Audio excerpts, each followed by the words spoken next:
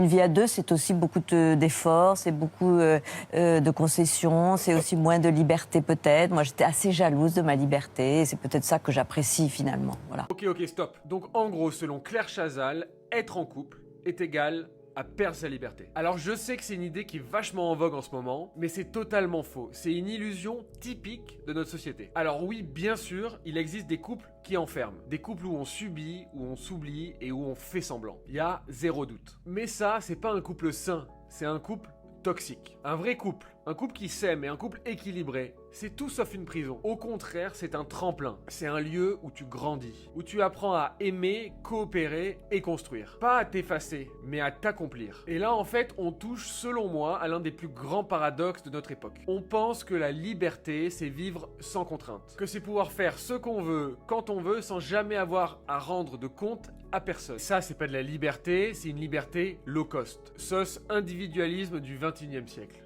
Dit autrement, c'est du vide. La liberté n'existe pas sans contrainte. Ça s'appelle d'ailleurs la théorie des contraintes. La liberté, ta liberté, commence au moment où tu choisis tes contraintes. Pas celles qu'on t'impose, celles que tu acceptes et celles qui ont du sens pour toi. Un musicien est libre parce qu'il accepte le tempo par exemple. Un athlète est libre parce qu'il respecte une discipline. Et un couple est libre parce qu'il choisit ses règles, ses contraintes et ses efforts. Refuser toute contrainte, c'est pas être libre. C'est vouloir rester seul dans un monde sans attache. Et ça, c'est pas la liberté. C'est du vide et c'est de la fuite. Donc non, un couple ne t'enlève pas ta liberté. Au contraire, il te permet de l'exercer pleinement. Claire Chazal, en disant ça, croit défendre sa liberté. Mais ce qu'elle défend, c'est une indépendance sans lien, une protection qui isole. Et ça, c'est pas de la liberté, c'est une prison dorée.